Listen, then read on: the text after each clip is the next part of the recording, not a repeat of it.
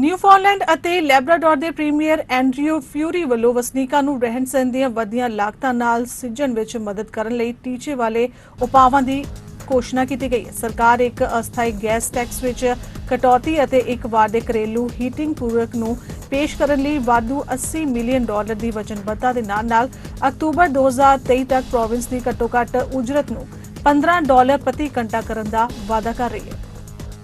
Your government may not be able to control the international markets, but we are finding ways and focused on finding ways to help with the stress and strain and financial challenges that you face as we watch the price of everything really rise.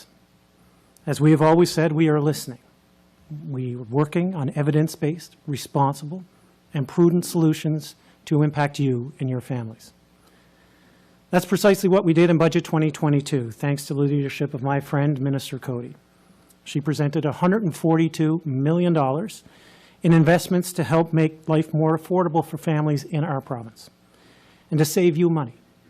Thousands of dollars a year on childcare, hundreds of dollars a year by cutting motor vehicle registration, and by eliminating the sales tax on home insurance. Not to mention the $2,400 a year, year after year, your government is saving you on power bills. And we have continued working with you, hearing you, listening, and now we are acting further. As a result, today we are announcing temporary and targeted measures to help Newfoundlanders and Labradorians with the high cost of living. These include a temporary 50% reduction of the provincial tax on gas and diesel to reduce the price at the pumps by 8 cents a litre, and a one-time home heating supplement for furnace oil. We are also making a commitment to increase the minimum wage to $15 an hour in October 2023, based on the recommendations of the Minimum Wage Review Committee. That said, incremental increases will start this fall, ahead of schedule. To support the smaller employers in our province with that change, our government is providing a one-year transitional support program of approximately $5 million. And thank you to my friend Minister Davis for his work in completing this issue.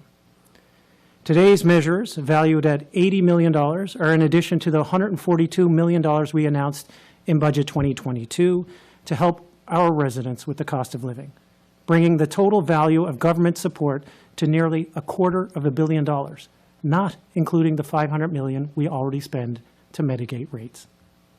That, of course, is a small piece of the almost $9 billion our government spends each year to provide critical support and services to Newfoundlanders and Labradorians. For a province that can arguably least afford to help residents with these external pressures that are affecting the global economy, we are doing the most to help across the country. That's because your government recognizes the unique challenges here in Newfoundland and Labrador, compounded, of course, by our geography. Over the past few weeks, I have had many discussions with my federal colleagues about the inflationary pressures that are impacting people throughout the country, and in particular, the people of our province. And just last week, the Prime Minister was here, and we had a productive meeting about this, and of course, many other issues as it pertains to Newfoundlanders and Labradorians. I appreciate the open dialogue we've always been able to have with our federal colleagues, especially my good friend, Minister Seamus O'Regan, and of course, Minister Hutchings, which have resulted in real progress and deliverables for the people of this province. $5.2 billion partnership with the federal government for rate mitigation, which ensures the cost of electricity bills, your electricity bills, will not double.